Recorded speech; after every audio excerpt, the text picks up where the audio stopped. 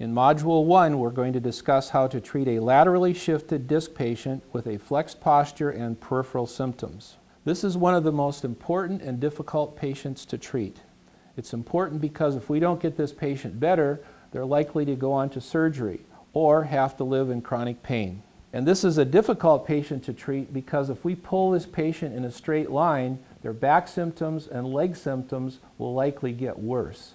Theoretically, we feel this is because the disc bulge is being pulled onto the nerve.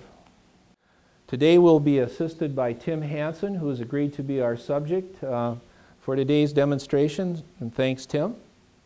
As you can see, we've asked Tim to remove his belt and to take the large objects out of his pockets. We're going to ask Tim to assume a typical antalgic posture.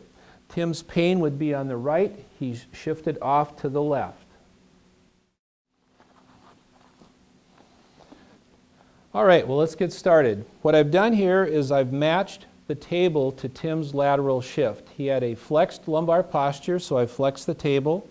He was shifted off to the left, so I've moved the table to the left. Remember, we have controls on both sides of the table, so you don't have to reach over. And I made that lateral adjustment to match his lateral shift. Then I made small adjustments to improve his comfort. I've placed the belts so that the lumbar harness is about 1 inch over the top of the hips. I snugged the belts up. I placed the thoracic harness, overlapping it about 1 inch over the lumbar harness. That has been snugged up. And now this is the key to a real good traction technique. We've got to aggressively take the slack out. We start by pulling on both straps, and then we take the slack out of each individual strap so that when we're all done, the straps are nice and snug. That way the patient won't slip. The belts have slid into place. There's no slack up in the upper thoracic belt, and we're all set to go.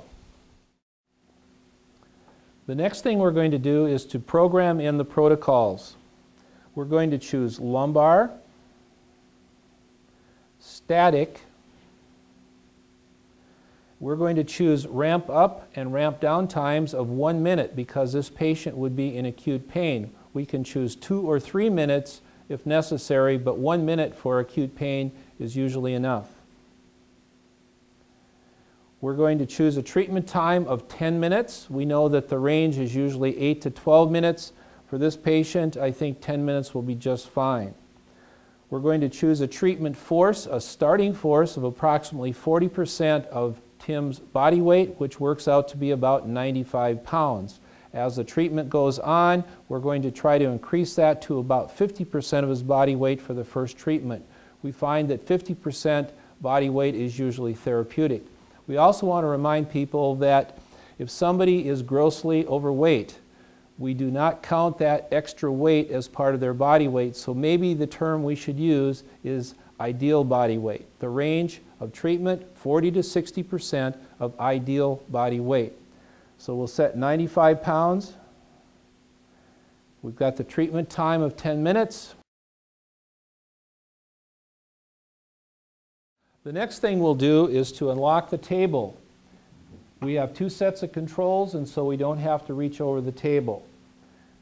Once the table is unlocked, we'll give Tim the patient control switch and instruct him that if he needs to shut the treatment off at any time, he can just push the little red button.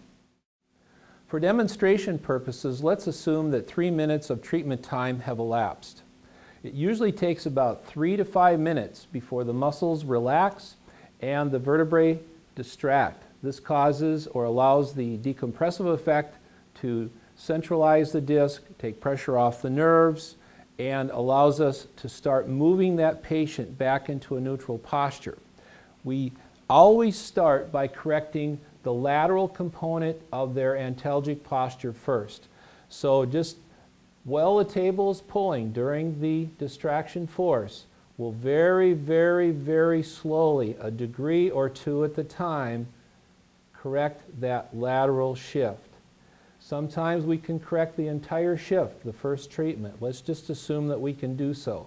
It might take a minute, possibly 2 minutes to correct that lateral shift. Next, we're going to correct the flex component of the intelligent posture. We're going to extend the patient towards neutral 1 or 2 degrees at a time.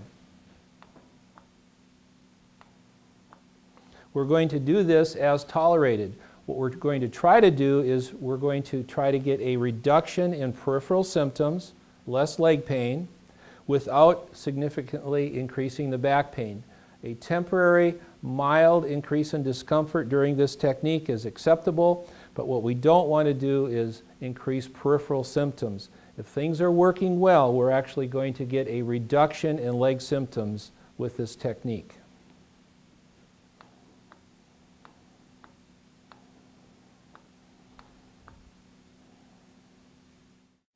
Once we've corrected the lateral shift and flexed posture, we'll allow the rest of the treatment to be completed. Okay, once the treatment's completed, we want to carefully help Tim off the table. And at that time, we can apply a lumbosacral corset to aid in the healing and protect the spine from harmful postures such as the flexed body posture. We also can instruct Tim in extension principles, elbow props, press-ups, standing backward bends, and so on to help get that and keep that disc back in place. It's also important to instruct Tim in proper body mechanics, sitting postures, using a lumbar roll, trying to maintain that neutral posture to aid in the healing process. We also want to talk about ergonomic considerations if he's back at work. Let's review the key elements of treating an acute herniated disc with a lateral shift and a flexed lumbar posture. Number one, we have to decompress that patient in their lateral shift. Number two, after 3 to 5 minutes, we reduce or eliminate the lateral component. Number three, once the lateral component is corrected, we correct the flex component. Number four, once the treatment has been completed, we instruct the patient in how to maintain neutral postures until healing has occurred.